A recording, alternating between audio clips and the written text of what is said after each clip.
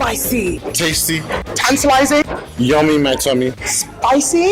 Colourful. I think African food is quite colourful. African food means a lot to Africans because we always like to feel home. We can't eat any other food. Like me personally, I don't eat all this Chinese Burger King and all that. No, I like to eat proper meal. You know that it's a meal because it's organic. So the African food means a lot to African people. Hello, my name is Chef Ibukumo of IDK Kitchens. I live in Derby, in the United Kingdom.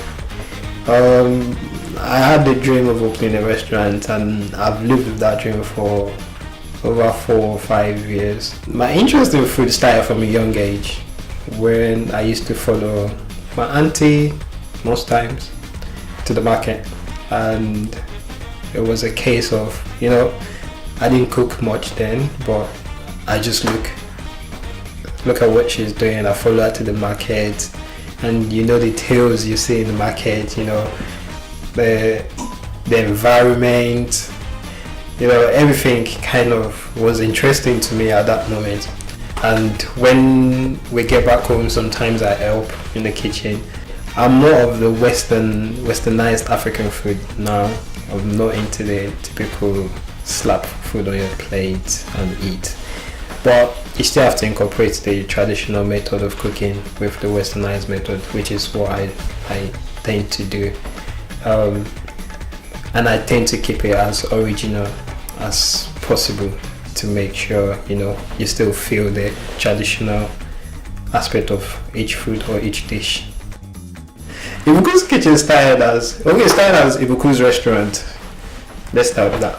I got the building, got everything else done, and it was a case of where I wasn't financially balanced to finish off what I started, and it just seemed like I couldn't find anyone to come to my rescue.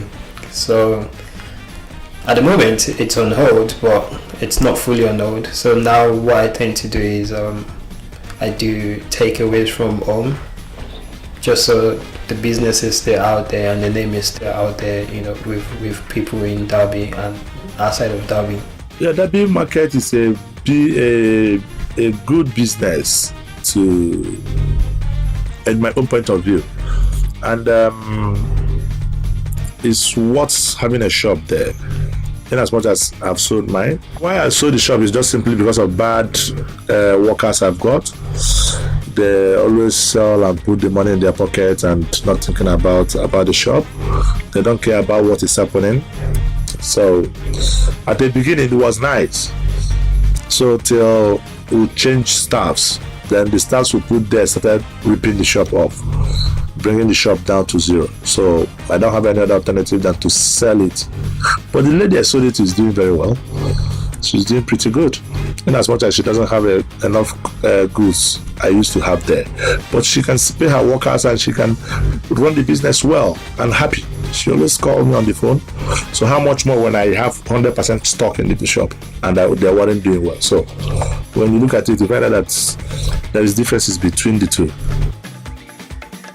Yeah, I'd quite possibly try African food in Derby, Yeah, I'd definitely try it a few times. I know people that would as well. Probably would, to give it a try, yes. Yeah, I'd give it a go, yeah. Yeah, of course I would go to an African restaurant in Derby. Yes, I would, yes. Yeah, I like things that are spicy. Yeah, of course I would go. Like on a night out or like a Saturday night or something, yeah. I'd love to go to an African restaurant. Because it's something different, isn't it? In Derby, I like to think there's a market for it, but it's just a matter of the pricing.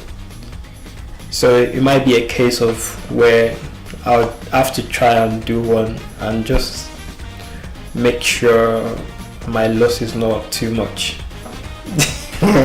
That's how I can explain it, because I think when it comes to Derby, because obviously there's nothing like that has ever happened in terms of African food, fine dining.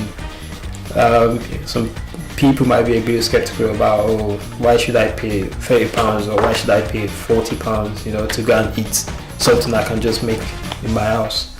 But it's not about making it in your house. Yes, you can make it in your house, but it's all about the experience. Like the environment and everything, and the presentation or the presenting of the food. That's what we're selling. It's not, yes, everyone can sit down at home and cook, but it's what I think this is what separates us from normal home cooks. Like, we like to be creative with food. Something you might not think about is what we will think about, and we put on the food and we display that. I will advise them to rush and open the African restaurant, because there's no African restaurant in Derby. If they want to open it, they should open it mega. They should invest their money, open it good, so that it will look charming, it will look good, and they should cook. The most important thing is to cook well. Yeah, the food should be tasty enough to attract both families, and not people who are not married or people who doesn't know how to cook. It should attract the two parties. Why not? Even here, as I'm selling African shop here, white people come, Indian people come to buy egusi, buy this, buy that. Oh, what is the recipe of this? What's the recipe of that? What's that? They want to know. They want to cook it. Because our Indian food is all about curry. But ours is not curry. Ours is the organic ingredients. So even the British people, they come. Oh, what is the recipe of this? What is it? Thank God for YouTube. One white lady came in and said, "Oh, don't worry about how to cook egusi. I can go on YouTube and Google how will I cook egusi soup, and the picture will come out how you will cook egusi soup." So she's not bothered. So please, can I give her this and this and this? So it's becoming interesting. My name is Emeka Ogu. I run a restaurant in Hartley Road by Radford Boulevard in Nottingham. We deal on African food, various menu options. We sell food to African community, and sometimes we prepare food for those that are not from African extraction as well. It was an idea I had a long time, but I got into executing it with one of my friends.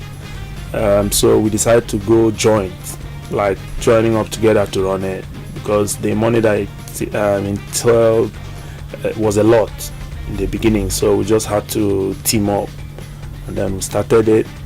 But thanks to God that it's picked up now, it's running itself and paying its own bills. The most important thing is if the person wants to open an African restaurant, he has to find a good location. He has to make sure that the conditions, like the lease or agreement he has with his landlord, is a reasonable one, that they don't rip him off. And also he has to actually be the outgoing type. If he's not, he has to try to be outgoing for a month or so before he starts the restaurant. One of the merits of that is to get to know people, to have some idea of the eating out habit of Africans, as to know what he wants to invest in, how he wants to invest in it, and then make sure he gets a good cook, because there is this saying in Africa that a good palm wine tapper does not need any bush. So if you have a good chef, no matter where he's hidden, people will find you.